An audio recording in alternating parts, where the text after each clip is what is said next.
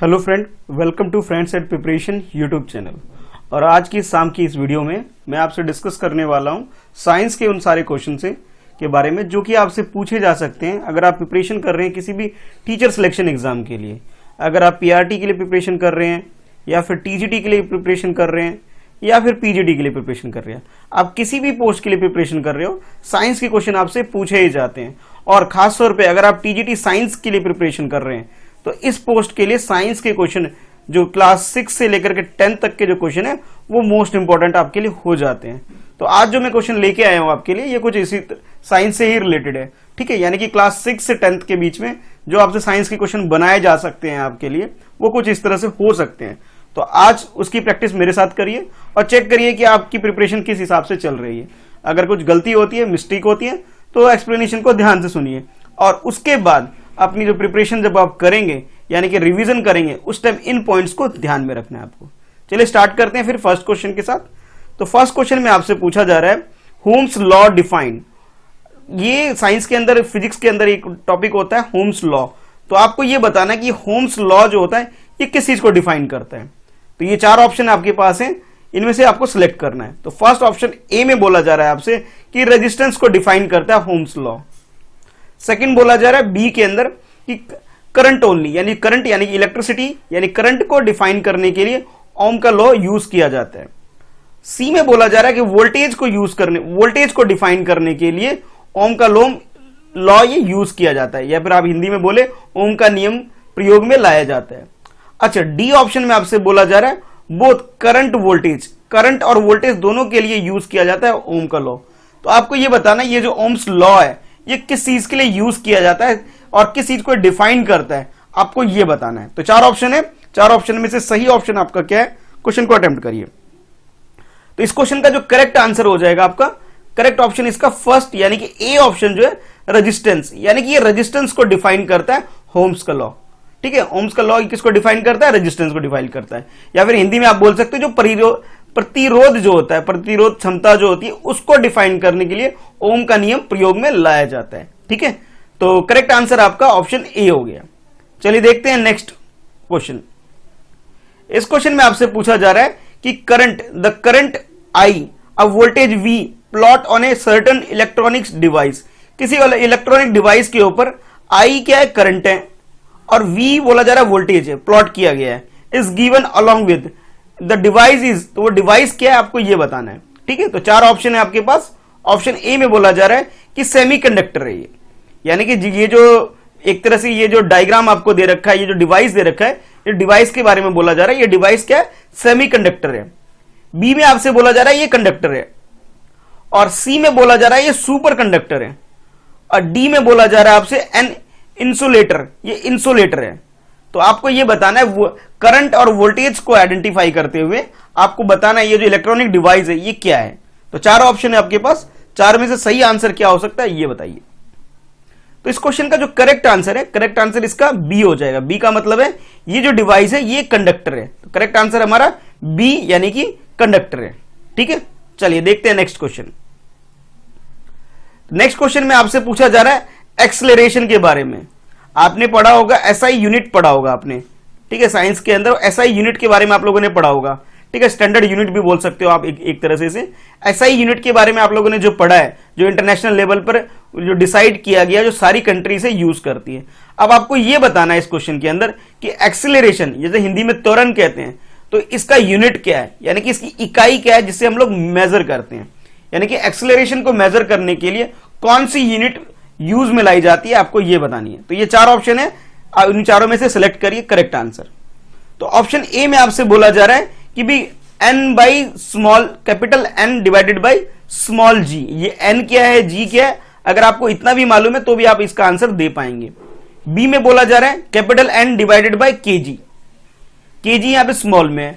सी में आपसे बोला जा रहा है capital N divided by mg, और लास्ट में आपसे बोला गया n डिवाइडेड बाई ml।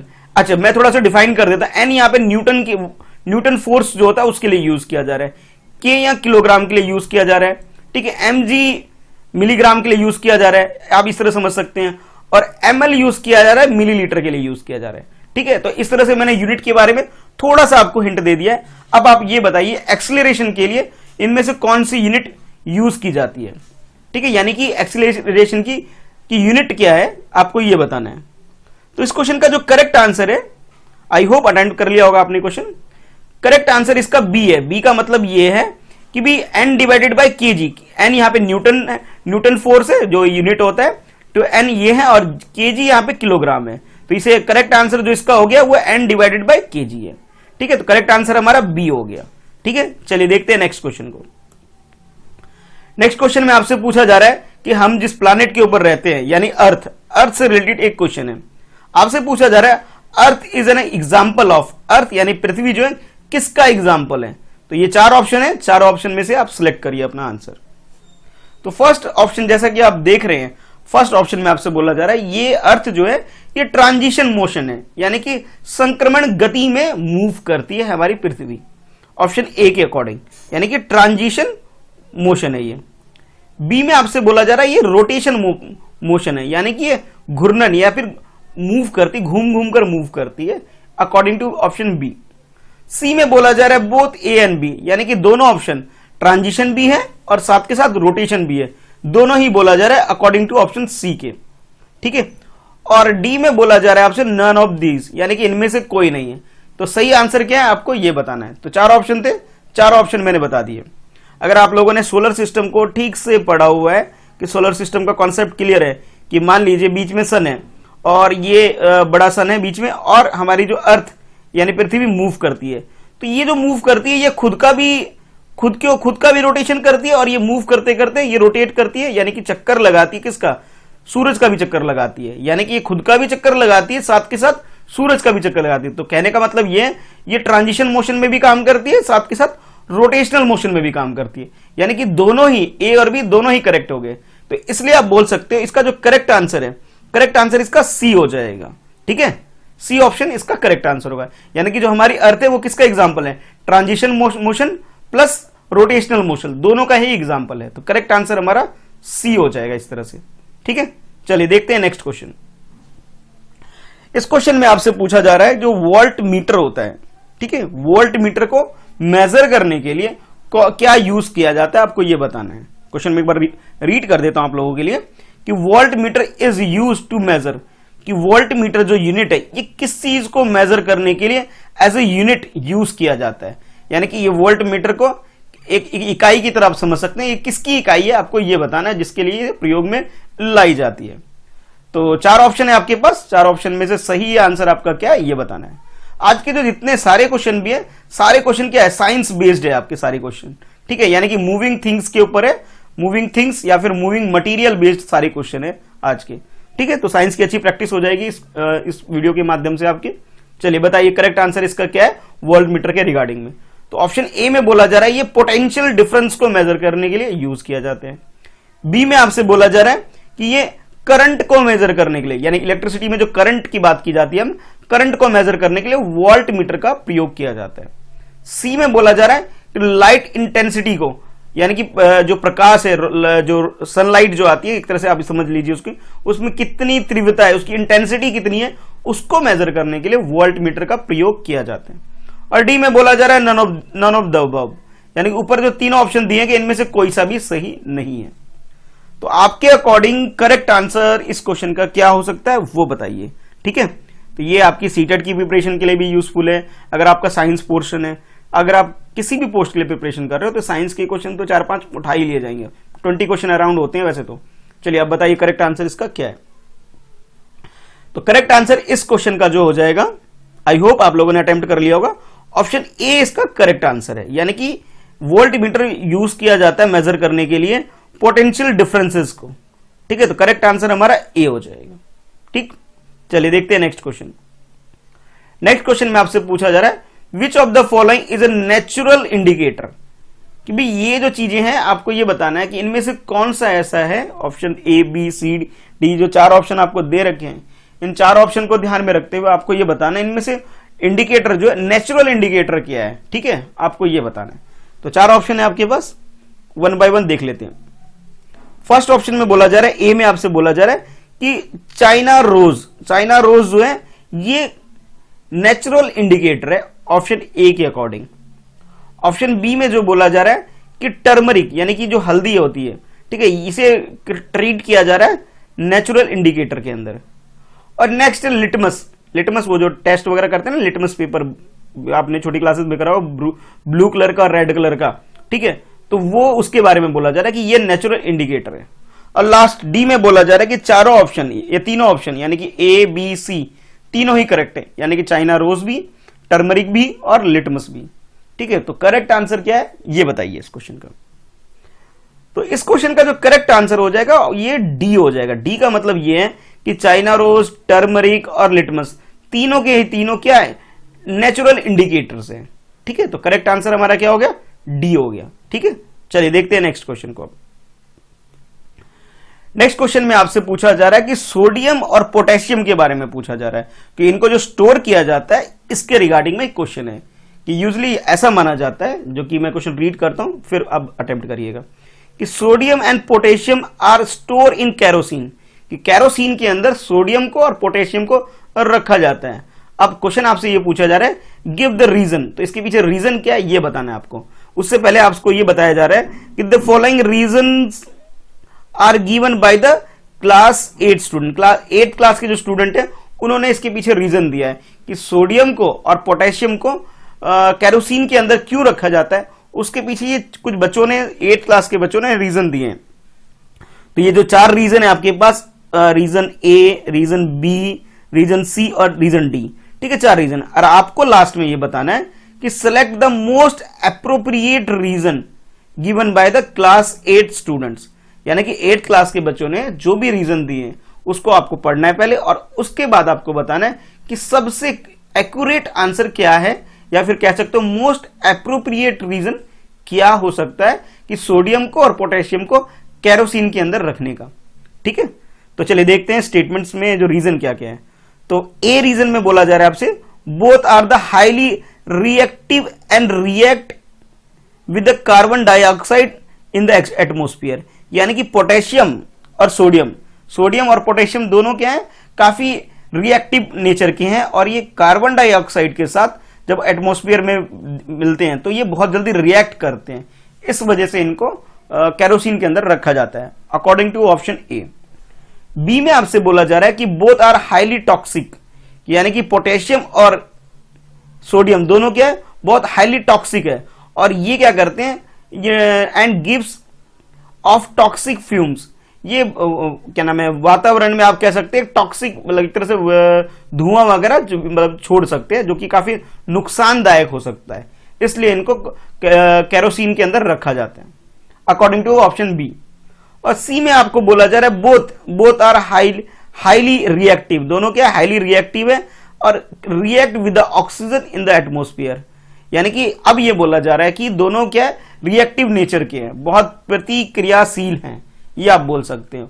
और दोनों के दोनों क्या है, जब इन्वायरमेंट में आते हैं तो ऑक्सीजन के साथ रिएक्ट बहुत इजीली कर लेते हैं, बहुत जल्दी ये रिएक्ट करते हैं जब ये ऑक्सीजन के कांटेक्ट में आते हैं। तो ऐसा ना हो, कांटेक्ट में ना आए, इसलिए इनको क्या किया जाता है, कैरोसिन के अंदर रखा जाता है, ठीक है, अकॉर्डिंग टू ऑप्शन सी। और डी में आपसे बोला जा रहा है कि कैरोसिन जो होता है वो क्या करता है, kerosene help to cut off the reactions, यानी कि इनका जो रिएक्शन नेचर है, ठीक है, यानी कि प्रतिक्रियाशील जो इनकी प्रवृत्ति है, जो बहुत ज्यादा ये रिएक्टिव नेचर के जो होते हैं, तो कैरोसिन क्या करता है, इनका जो रिएक्शन का नेचर है इसको कट डाउन कर देता है, ठीक है, कब, और reaction of the metal with oxygen in the air, यानी कि ऑक्सीजन के साथ ये रिएक्ट ना करें, इसलिए इनका जो रेट है उसको डाउन करता है कैरोसिन। तो ये रीजन है इसको कि भी कैरोसिन के अंदर रखने का, ठीक है। तो ये 4 रीजन जो स्टूडेंट्स ने दिए क्लास 8 के, वो 4 रीजन मैंने आपको बता दिए। अब आपको ये बताना है कि भी करेक्ट आंसर इसका क्या होगा। तो आंसर फर्स्ट में बोला जा रहा है कि ओनली वन ए, यानी कि जो फर्स्ट जो बताया था मैंने आपको, फर्स्ट ये वाला, यानी कि ये कार्बन डाइऑक्साइड के साथ रिएक्ट कर लेती है, इसके बारे में बोला जा रहा है, ये इसका करेक्ट आंसर है, ठीक है। अच्छा, उसके बाद सेकंड आंसर में बोला जा रहा है कि सी एंड डी, यानी सी एंड डी का मतलब है जो ये बोला गया था कि ऑक्सीजन के साथ रिएक्ट करती है, सी में बोला गया। डी में बोला गया कि इसका रेट कट कर देती है कैरोसिन। तो ये 2 रीजन सही है अकॉर्डिंग टू सेकंड आंसर। अच्छा, थर्ड आंसर जो आपको दिया गया इसमें बोला ओनली बी, बी का मतलब ये है कि ये दोनों क्या हाईली टॉक्सिक नेचर के हैं, और ये क्या कर सकते हैं, अगर आप इसको खुला छोड़ दोगे तो वातावरण में टॉक्सिक यानी कि विषाणु एक तरह से क्या बोलते हैं जहर जैसा एक इन्वायरमेंट क्रिएट कर देंगे और इस तरह से धुआं क्रिएट हो जाएगा, जिससे क्या लोगों को बड़ी सांस लेने में और तरह की प्रॉब्लम क्रिएट हो सकती है। इस वजह से इनको सोडियम पोटेशियम के अंदर रखा जाता है अकॉर्डिंग टू स्टेटमेंट बी, यानी जो बी रीजन दिया आपके उसके अकॉर्डिंग थर्ड ऑप्शन के अंदर। ठीक है, और फोर्थ ऑप्शन में आपसे बोला जा रहा है कि सी एंड डी इसका रीजन है। सी का मतलब है कि भाई ये ऑक्सीजन के साथ ही रिएक्ट कर लेते हैं। अब बी के अंदर बोला जा रहा है कि भाई ये टॉक्सिक नेचर के हैं। ठीक है, तो ये चार ऑप्शन थे, चारों ऑप्शन मैंने आपको बता दिया। अब आप बताइए इसका करेक्ट आंसर क्या होगा। तो इस क्वेश्चन का जो करेक्ट आंसर है, आई होप आप लोगों ने क्वेश्चन अच्छे से समझ लिया होगा। अब क्वेश्चन का जो करेक्ट आंसर है इसका सेकंड का मतलब ये हो गया, यानी कि ऑप्शन जो सी एंड डी ऑप्शन है स्टेट रीजन है वो करेक्ट है। सी का मतलब ये है कि जब ये ऑक्सीजन के साथ ये कांटेक्ट में आएंगे इन्वायरमेंट में तो ये हाईली बहुत तेजी से रिएक्शन कर सकते हैं। और दूसरा ये बोला गया कि कैरोसिन जो है, कैरोसिन क्या करता है, इनका जो रेट होता है, रेट जो इसको क्या करता है, इसको कट कर देता है, इसको डाउन ले आता है, रिएक्शन ना कर सके इसके लिए इसके एलिजिबल बना देता है। यानी कि कहने का मतलब ये है कि कैरोसिन जो इसको हेल्प करता है पोटेशियम को और साथ के साथ सोडियम को कि भी इनका जो रिएक्शन वाला नेचर है वो जो ऑक्सीजन के साथ ये कांटेक्ट में आने के बाद जो रिएक्ट करता है इसके रेट को डाउन कर देता है। ठीक है, तो यानी कि करेक्ट आंसर हमारा सेकंड हो गया। सेकंड का मतलब रीजन सी और रीजन डी ये हमारा करेक्ट है। ठीक है, चलिए देखते हैं नेक्स्ट क्वेश्चन। तो नेक्स्ट क्वेश्चन में आपसे पूछा जा रहा है कि the property of beating the metal, कि किसी भी मेटल या फिर आप यूं को किसी भी धातु या मेटल की बात करें उसको पीट के जो पीटा जाता है उसके बारे में पूछा जा रहा है कि property of beating a metal with hammer, hammer यानी हथौड़े के साथ जो पीटा जाता है, इनटू शीट इज कॉल्ड, यानी कि किसी भी मेटल को जो हार्ड शेप में उसे शीट के रूप में कन्वर्ट कर देना। यानी कि मान लीजिए आपके पास एक मेटल है, ठीक है, क्यूब के शेप में मान लीजिए, ठीक है, और आप उसे पीट के शीट में कन्वर्ट कर देते हैं। तो ये जो कन्वर्ट करने का जो मेथड है, इस मेथड को क्या बोला जाता है, इस चीज को क्या बोली जाती है, इसके बारे में आपसे पूछा जा रहा है। ठीक है, आई होप क्वेश्चन समझ में आ गया होगा। अब आंसर बताइए क्या होगा इसका। तो इस क्वेश्चन का जो चार ऑप्शन जो आपको दिए गए हैं वो कुछ इस तरह से है। ऑप्शन ए में आपसे बोला जा रहा है, इसको बोलता है मेलाबिलिटी बोला जा रहा है, इस प्रोसेस को या इस चीज को जो बोला जा रहा है कि मेलाबिलिटी इसकी कितनी है। नेक्स्ट बोला जा रहा है बी के अंदर डक्टिलिटी इसकी कितनी है उसके बारे में बताया जा रहा है। सी में इसको बोला जा रहा है कि कंडक्टिविटी कितनी है इसकी, उसके बारे में, इस प्रोसेस को कंडक्टिविटी कह सकते हो। और डी ऑप्शन में आपसे बोला जा रहा है मेटालिक लस्चर के बारे में बोला जा रहा है। तो ये चार ऑप्शन थे ए बी सी डी। अब आप ये बताइए करेक्ट आंसर इसका क्या है, यानी जो बीट किया जा रहा है मेटल को हैमर में, हैमर के द्वारा या हथौड़े के द्वारा शीट में जो कन्वर्ट किया जाता है उसको क्या बोलते हैं। तो इसका जो करेक्ट आंसर है, आई होप आप लोगों ने क्वेश्चन अटेम्प्ट कर लिया होगा, करेक्ट आंसर इसका ए, यानी इसको मेलाबिलिटी बोलते हैं इस प्रोसेस को, कि यानी कि एक हार्ड मेटल है उसको आप शीट में जब कन्वर्ट करते हैं, इसकी इस प्रॉपर्टी को, इस चीज को बोलते हैं मेलाबिलिटी। ठीक है, तो करेक्ट आंसर हमारा ए हो गया इसके अंदर। ठीक है, चलिए देखते हैं नेक्स्ट क्वेश्चन। तो नेक्स्ट क्वेश्चन एक बार रीड कर लीजिए। क्वेश्चन आपसे पूछा जा रहा है इनफ्लेबल सब्सटेंस आर। इनफ्लेबल सब्सटेंस का मतलब यह है कि कौन सबसे, जो ऑप्शन आपको दिए गए इनमें से कौन सा ऐसा जो जल्दी आग पकड़ लेता है, यानी कि कहने का मतलब ये बहुत इजीली, मतलब जो जल जाता है, या हिंदी में हम इसे बोले ज्वलनशील पदार्थ, इनमें से कौन सा है, आपसे ये बोला जा रहा है। यानी कि इनफ्लेबल सब्सटेंस का मतलब क्या है, जो जल्दी इजीली मतलब आग पकड़ सकता है। ठीक है, तो चार ऑप्शन आपको दिए गए, अब आपको करेक्ट आंसर क्या है ये बताना है।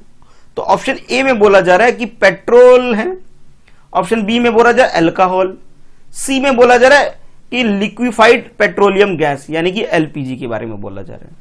ठीक है, यानी कि पेट्रोल, अल्कोहल और या जो सी ऑप्शन है एलपीजी, ये तीन ऑप्शन दे दिए गए हैं आपको। और चौथा ऑप्शन में बोला जा रहा है ऑल ऑफ दीज, यानी कि जो भी ऊपर आपको तीन ऑप्शन दिए हैं, पेट्रोल, अल्कोहल और एलपीजी, यानी कि लिक्विफाइड पेट्रोलियम गैस, तो ये इसके करेक्ट आंसर है। तो आपके अकॉर्डिंग करेक्ट आंसर क्या है आपको ये बताना है। क्वेश्चन समझ में आ गया होगा। अब आंसर बताइए क्या हो सकता है सही आंसर इसका।